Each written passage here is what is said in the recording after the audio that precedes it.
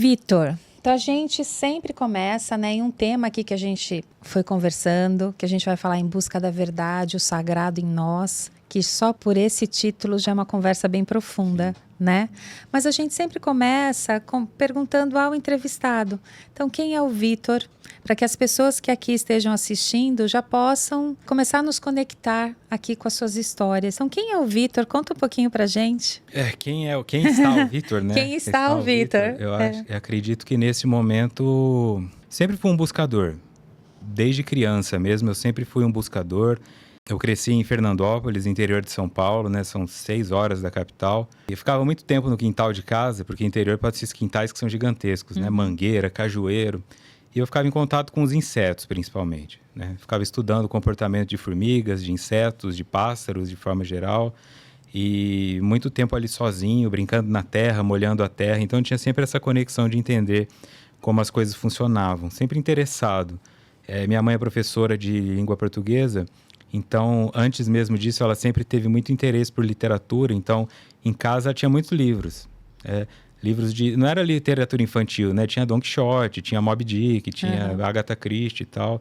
Então, eu acabava abrindo um livro e buscando alguma informação, Cecília Meirelles.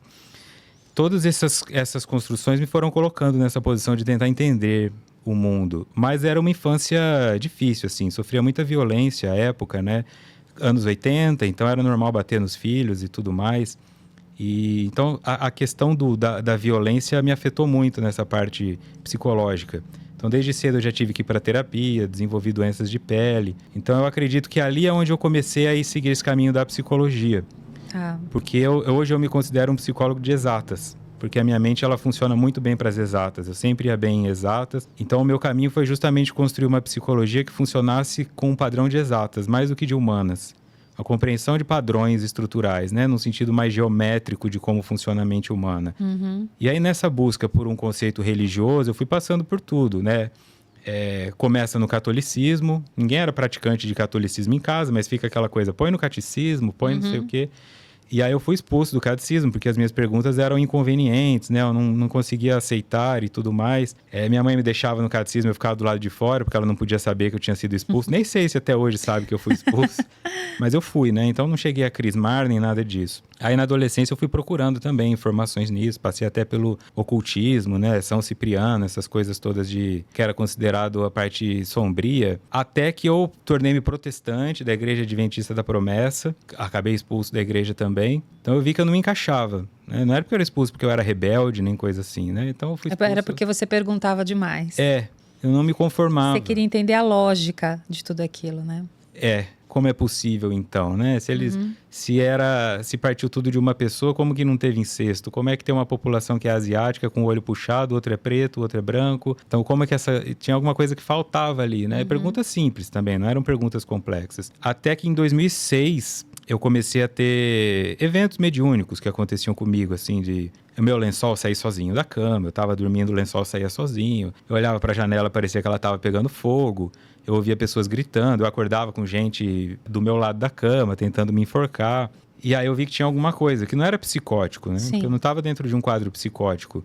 Eram eventos que não faziam sentido. Aí o meu pai me levou a um médico, que esse médico era espírita. E ele me entrevistou no consultório dele mesmo, tá? E começou a perguntar as coisas, eu falei o que estava acontecendo. Aí ele abriu uma gaveta, eu achei que ele ia tirar um remédio.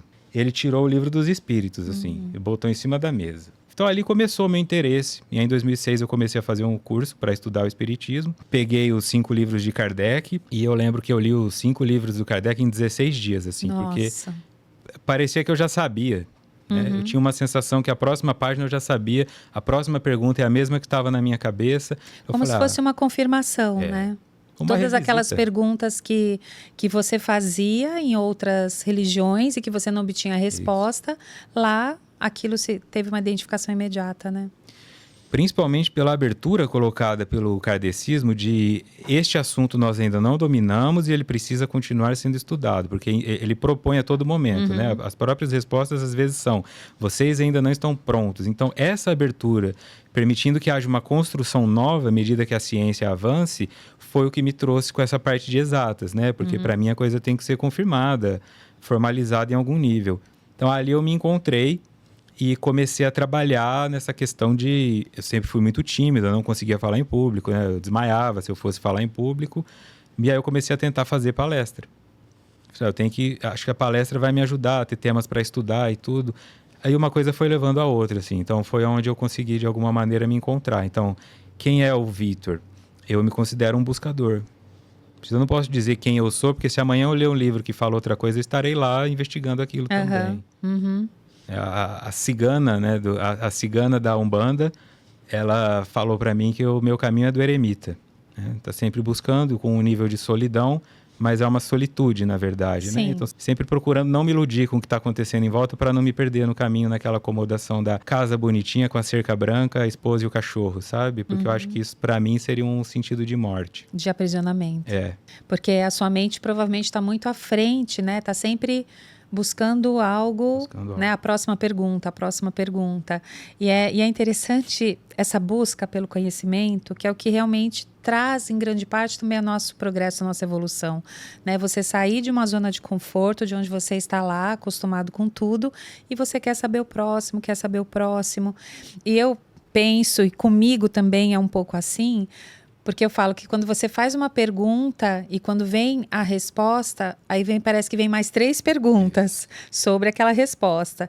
E aí aquilo não acaba nunca. Um pensamento vai te levando a outro, um assunto vai te abrindo uma janela, uma possibilidade. Fala, nossa, isso daqui eu nunca ouvi falar, então quero estudar mais e me apropriar mais.